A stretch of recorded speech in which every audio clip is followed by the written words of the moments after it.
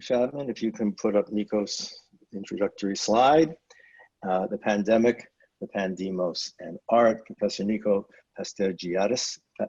Papastergiadis, and you can see that he's director of the research unit in public cultures and professor at the University of Melbourne. And his most recent books include On Art and Friendship and Museums of the Commons. And for those of you who were not involved last year, the theme of our conference last year here in Chicago was on art and the community city. So this, for me, is a very interesting follow-up. So Nikos, why don't you begin? And he'll be presenting directly to us. Thank you very much, Peter. It's a pleasure to be in your company, and my deep thanks to Audrey for hosting this event. It's always great to be working side by side with this fantastic group of people. I'd like to also pay my respects to the Indigenous people of Australia, in particular the Boomerang people on whose land I sit and work from. Furthermore, I'd like to begin this discussion with an outline of a scenario. It's a virus room, it's a virus control room in Melbourne, where the participants are studying the infection mechanisms of airborne diseases. They're mapping out the transport hubs and gathering points. People are discussing the uses of masks and how to protect the vulnerable. The Red Cross are part of this discussion, as are many other agencies like Emergency Services Victoria. Representatives from the Doherty Infectious Disease Institute at Melbourne University are also giving advice. Community leaders are talking about conducting home visits, and health experts are talking about what are the preferred sanitary methods. Artists are introducing moral questions and asking questions like, who will get thrown under the bus? Who will be the ones who will be sacrificed if the services can't meet the demands? An Aboriginal storyteller, Uncle Larry Walsh, is saying that perhaps these pathogens are a reincarnation and punishment due from the creator spirit of Bunjil. Now, you might think that the scenario I'm describing comes out of the pandemic-ridden Melbourne of 2020. In fact, it occurred in 2018 as part of a 5-year arts program hosted by Melbourne's Arts House that was called Refuge. That was a 5-year project that explored different themes of displacement, pandemic, heat waves, and floods, and so on each year. In 2018, the theme was, in fact, the pandemic. This pandemic has inspired a great deal of thinking about the way in which fear and hope are distributed across cities. I've been using the concept of ambience for many years to think about the way in which the forces of interconnection and interaction operate in our contemporary society.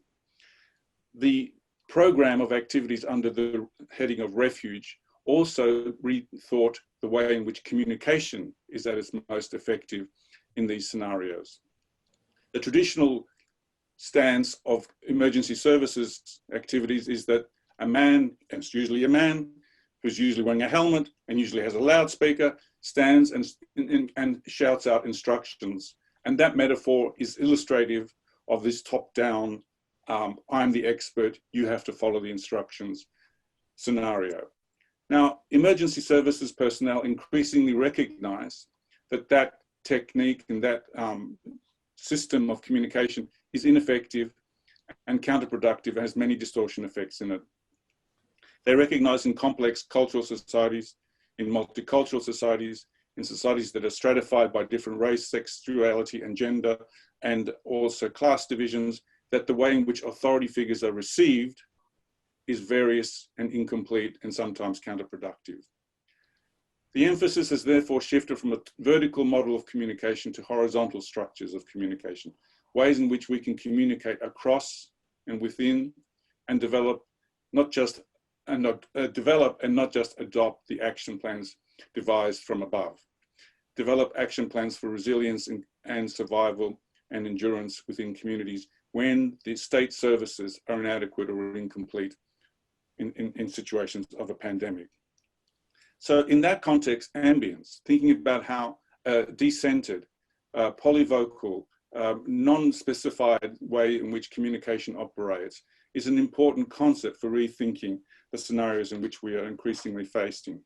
And the pandemic has made us understand and reflect on this, because of course, you know, as much as many individuals have tried to isolate and identify the real cause, whether it's in Wuhan or it was in some laboratory in the US, this is not the central issue. The central issue is not where it came from, but how it spreads. And the fact that it spreads so easily, so rapidly, and so invisibly is in fact the issue. Now, we have seen that the virus, therefore, is effectively operating like the issue of ambience. It is being dispersed and disseminating without a centralized and linear or causal process. And so in many ways, it's very interesting to see how this virus is creating reactions in our communities. Much of the discussion has been about the political responses, and I'll briefly outline my position on that. But then in the major part of this presentation, I want to talk about how artists have responded and what are the implications for the arts in the immediate context. Now, the virus has, of course, heightened the understanding and awareness of fortification, isolation, and social distancing. We are all being bombarded with stories and instructions about the necessity that there is no of masks and gloves, protective devices, in other words, because a cure is not currently available. It may well be in the form of a vaccine, may be available very soon. But at the moment, the only protection we have is to live at a distance from others. In geopolitical terms, that has also led to a kind of closing and fortification of borders, a neo-nationalist attitude, a defensiveness, a protectiveness towards the so-called island fortified mentality. On a global level, however, there's been a counter response. Science, of course, has been galvanized to operate without borders. All the scientific laboratories are multinational and internationalist in their orientation. New forms of governance and logistics are being mobilized in order to able to disseminate the possibility of a vaccine. So we see, on the one hand, a kind of inwardness, defensiveness, a neo-nationalist, and at the other time, in another perspective, a cosmopolitan humanitarianism, and a kind of economic globalization in terms of mobilizing a response. So between these three responses, we see that the scenario is very mixed and unstable. It's both neo-national, it's humanitarian, cosmopolitan, and it's economically globalizing. The impact that this has for the arts has also been quite profound. In the first response, with shutdown and lockdown and curfews, there's been a double whammy imposed on the arts. A lot of the artists have lost work because they simply cannot perform in public or participate in projects or events or in galleries, and have been reliant on, at best, a kind of welfarist position that has been offered by the state. That welfarist response by the state has in effect been organized around two channels. A sort of iconic heritage sector has been able to receive some support, like the major operating organizations like National Ballet, Opera, etc. On the other hand, there's been some recognition that entrepreneurial cultural industries also need some support and have been given some support. But the ecology of the arts is not just confined to these two wings. It's not just the emergent entrepreneurial cultural industries and the established foundational hyper-visible, the pillars of our artistic heritage, who are the other ends of the spectrum.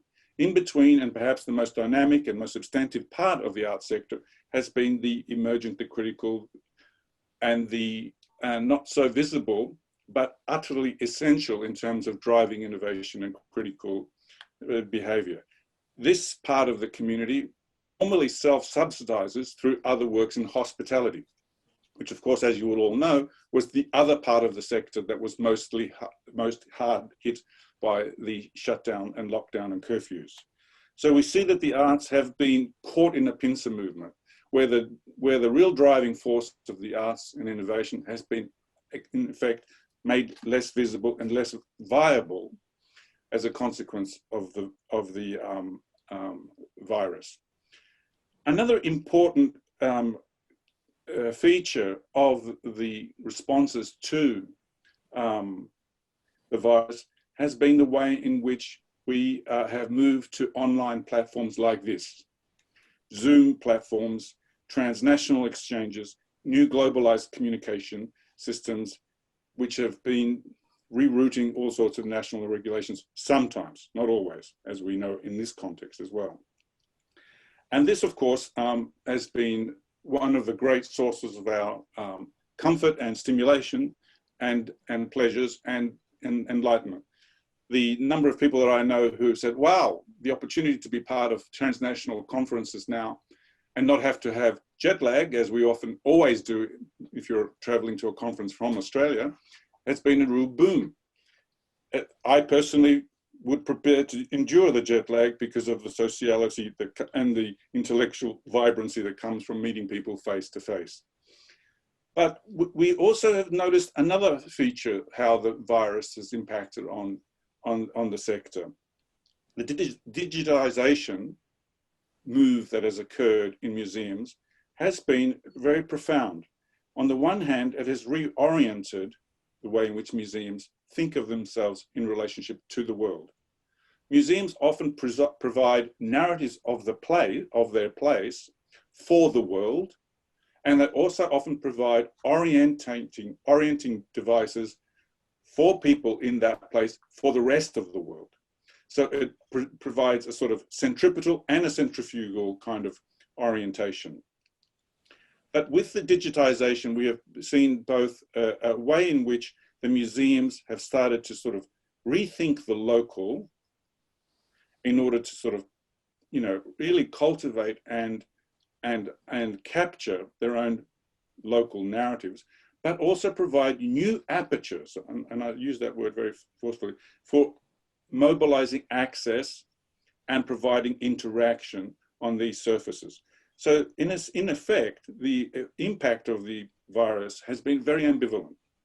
Of course, it's excluded physical interactions, but it has enabled new and heightened new forms of mediated interactions. Nikos, So time. Did I just hear a warning that I'm nearly? Yes, nearly 12 minutes is up. So let me conclude then.